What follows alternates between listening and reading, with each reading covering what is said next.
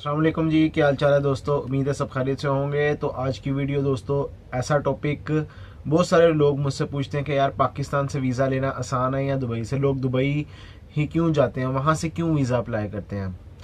Country एक है, अब इसके अंदर भी दो स्टेट्स हैं। वैसे तो 7 स्टेट हैं, लेकिन दुबई और अबू धाबी, अब ये दो जगह हैं जहाँ से वीज़े अप्लाई होते हैं। अब इनमें से कौन सी ऐसी जगह जहाँ से वीज़ा अप्लाई करेंगे तो वीज़ा लगने के चांस ज़्यादा हैं। फ्रेंड्स, पहली बात तो ये आती है कि कुछ कंट्रीज ऐसे हैं कि अगर आप पाकिस्तान से अप्लाई करते हो तो आपके वीज़ा लगने के अच्छी रेशो होती है, अच्छे चांस होते हैं बनिस्बत दुबई के, यूएई के। और कुछ वीज़ाज ऐसे भी हैं कि अगर आप यूएई से अप्लाई करते हो तो इसका आसानी से वीज़ा मिल जाता है एज़ कम्पेयर टू पाकिस्तान। अब अगर मैं बात करूं कि दुबई से अगर वीज़ा अप्लाई करें वो आसानी से मिलता है या फिर अबू धाबी से। अब दोस्तों एक और चीज़ आती है कि मोस्टली जो एम्बेसीज हैं वो अबू धाबी में है, दुबई में कॉन्सुलेट है, क्योंकि अबू धाबी वो कैपिटल कंसीडर किया जाता है। एक चीज़ और है कि अब इंटरव्यूज़ होते हैं, कुछ इंटरव्यूज़ पाकिस्तान से लिए जाते हैं, कुछ एम्बेसीज वाले अगर आपने सबमिट करवाई है फाइल पाकिस्तान में तो पाकिस्तान से इंटरव्यू वो ले लेंगे, या फिर अगर आपने अबू धाबी करवाई है अबू धाबी से इंटरव्यू हो जाएगा। अब अगर दुबई में करवाया वहाँ पे इंटरव्यू नहीं होगा। ये सारी चीज़ों पे बात करेंगे। अच्छा दोस्तों, मैं एक चीज़ बता दूं कि अगर आपके पास यूएई रेजिडेंसी वीज़ा है तो आप यूएई से ही वीज़ा अप्लाई कर सकते हो, पाकिस्तान से कोई वीज़ा नहीं अप्लाई कर सकते अगर आप यहाँ पे मुकीम हो, यहाँ पे रहते हो। हाँ, अगर जैसे कि आज़ाद वीज़ा वैसे होता नहीं, वैसे ही उसको नाम दिया हुआ है। कंपनी का कोई भी वीज़ा लेके आप कहीं पे भी काम कर लेते हो, या फिर 2 साल या 3 साल का वर्क वीज़ा लगवा लेते हो, रेजिडेंसी वीज़ा ले लेते हो, ख़रीद लेते हो, काम कोई नहीं करते और पाकिस्तान चले जाते हो। यानी कि यहाँ पे आप मुकीम नहीं हो, फिर जो आपने वीज़ा अप्लाई करना है वो आप पाकिस्तान से करोगे। लेकिन चंद एक एम्बेसीज हैं कि अगर आप पाकिस्तान से अप्लाई करो तो वो आपको एक्सेप्ट नहीं करेंगे। लाइक इटली का एक ऐसा वीज़ा है, अगर आपके पास यूएई रेजिडेंसी वीज़ा लगा हुआ है, वैलिड है, आप पाकिस्तान से वीज़ा अप्लाई नहीं कर सकते। वो कहते हैं कि आप यूएई से अप्लाई करो। इसी तरह अगर आप यूएई में मुकीम हो, वीज़ा है आपके पास, रेजिडेंसी, विजिट वाले नहीं कर सकते। विजिट वाले अगर पाकिस्तान से विजिट पे आप यहाँ पे आते हो, यहाँ से आप कोई वीज़ा अप्लाई नहीं कर सकते हो। रेजिडेंसी होना ज़रूरी है। उसके बाद अगर आप यहाँ पे काम कर रहे हो और अचानक कहते हो कि मैं पाकिस्तान जाके तुर्की का या किसी भी कंट्री का वीज़ा लगवा लूँ, तो दोस्त ऐसा नहीं होने वाला, आपको यहाँ से ही अप्लाई करना पड़ेगा। हाँ, अगर आप यहाँ से छोड़ के चले जाए तो कुछ अर्सा वहाँ पे 6 महीने कुछ अर्सा गुजार के वहाँ से अप्लाई करते हो, स्टेटमेंट वगैरह बना के, देन वीज़ा लगेगा। इसकी लॉजिक क्या, देखें, जब आप किसी एम्बेसी में वीज़ा अप्लाई करने लगते हैं तो कौन से डॉक्यूमेंट्स लगाते हैं। आपके एक डॉक्यूमेंट लगता है बैंक स्टेटमेंट का, प्रूफ लगता है कि आपके पास इतने रिजर्व हैं। आप जो स्टेटमेंट लगाओगे वो कौन सी लगाओगे, या तो बैंक स्टेटमेंट लगाओगे या आप सैलरी वाली लगाओगे। अगर आप यूएई में बैठ के काम कर रहे हो, पाकिस्तान से वीज़ा अप्लाई करो, स्टेटमेंट कहाँ की लगाओगे। ऑब्वियस बात है दुबई की लगेगी। अगर यूएई की लगेगी तो आप यूएई में क्यों नहीं अप्लाई कर रहे, आपको पाकिस्तान में क्यों कर रहे हो अप्लाई।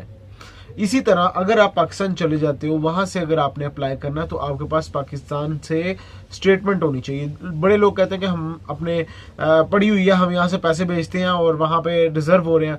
भाई एम्बेसी को नहीं पता, एम्बेसी ये चीज़ नहीं देखेगी। एम्बेसी ने देखना कि यहाँ तो आप बिजनेसमैन हो, यहाँ फिर आप जॉब होल्डर हो या स्टूडेंट हो, ठीक है। अगर है प्रॉपर तरीके से आपने वो 3 महीने या 6 महीने की जो स्टेटमेंट है रिक्वायर्ड होती है वो आपने देनी है, ठीक है। तो बेहतर यही है, अगर पाकिस्तान जाना 3-4 महीने 5 महीने आप वहाँ पे वेट करो, देन अप्लाई करो, फिर आपके वीज़ा लगेंगे। अच्छा, अभी इसी तरह यूएई की मैं बात कर लेता हूँ। यूएई में अगर आप मुकीम हैं और आपके पास दुबई का वीज़ा है तो आप दुबई में ही अप्लाई करोगे, अबू धाबी आप वीज़ा अप्लाई नहीं कर सकते हो।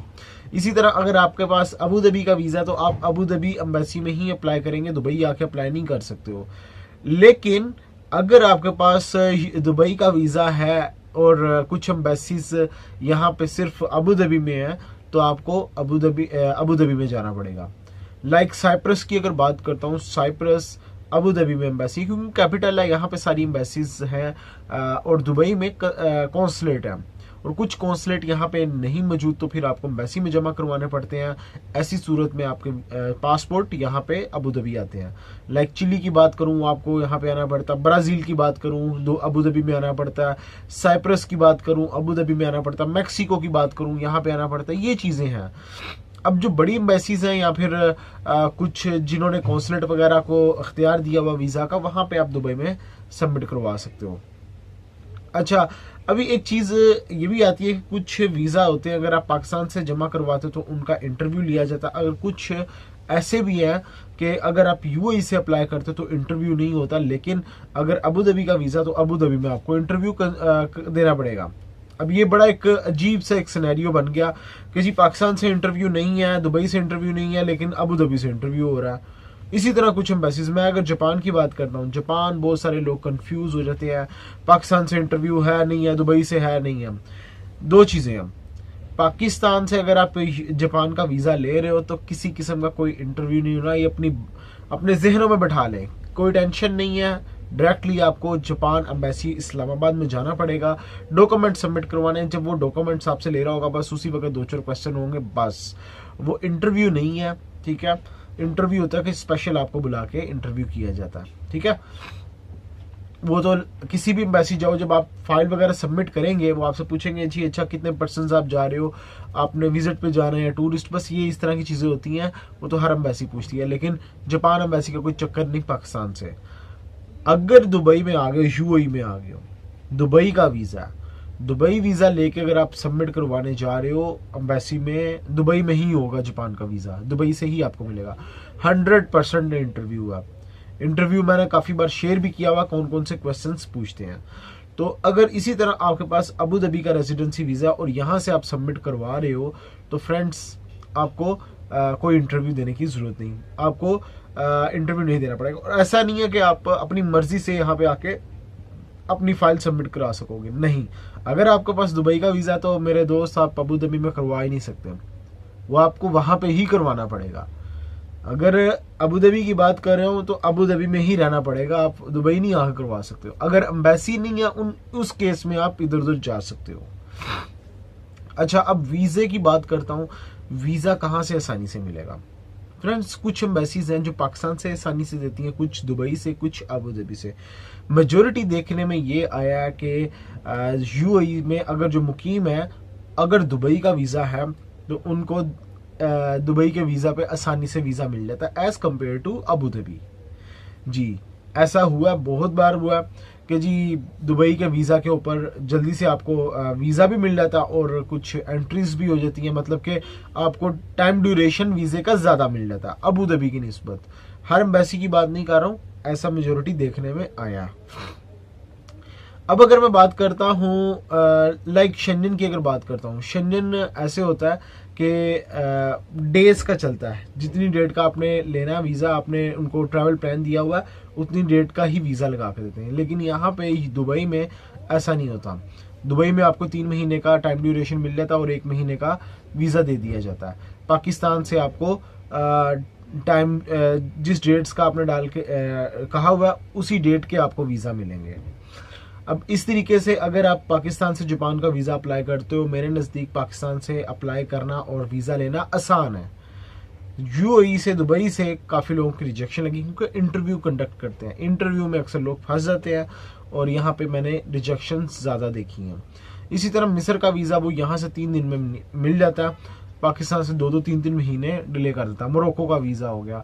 इस तरीके से शेंजन वीज़ा की अगर बात करता हूँ, शेंजन वीज़ा यहाँ से थोड़ा सा आसानी से मिल जाता है एज़ कम्पेयर टू पाकिस्तान, क्योंकि हमारा यहाँ पे स्टेटस कुछ और होता है। तो ये दोस्तों बेसिक सी चीज़ें होती हैं कि कहाँ से वीज़ा अप्लाई करना, कहाँ से नहीं करना। जहाँ का आपके पास वीज़ा है बस वहाँ से ही आप कर सकते हो, कहीं और से नहीं कर सकते हो। और स्टेटमेंट मैंने बता दिया, अगर जिस स्टेट में बैठे हुए हो उसी स्टेट की स्टेटमेंट लगेगी। लाइक दुबई में बैठे हुए हो, दुबई की स्टेटमेंट चलेगी। अबू धाबी में हो तो अबू धाबी की स्टेटमेंट लगेगी, कहीं और की स्टेटमेंट लगा भी नहीं सकते हो।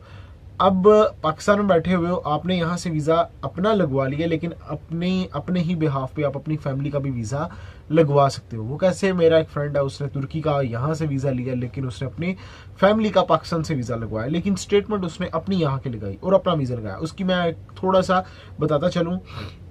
लाइक आप यहाँ पे यूएई में बैठे हो, आपको वीज़ा मिल गया तुर्की का, लेकिन आपकी फैमिली है पाकिस्तान में, उनको साथ लेके जाना है, तो आपका केस क्या बनेगा? आपने स्टेटमेंट्स सारी अपनी यहाँ यूएई की लगानी है, अपना वीज़ा वैलिड वो लगाना है साथ में, और अपनी फैमिली का अप्लाई कर देना कि मैं अपने साथ इनको लेके जाना चाह रहा हूँ, ये देख लें मेरा वीज़ा। उसके ऊपर आप थोड़ा सा कंसीडर कर सकते हो कि अप्लाई किया जा सकता है, अदरवाइज आप स्टेटमेंट वगैरह किसी और की नहीं लगा सकते हो। तो फ्रेंड्स, नेक्स्ट वीडियो में मिलेंगे नए टॉपिक के साथ। ख्याल रखें अपना, टेक केयर, अल्लाह हाफिज़।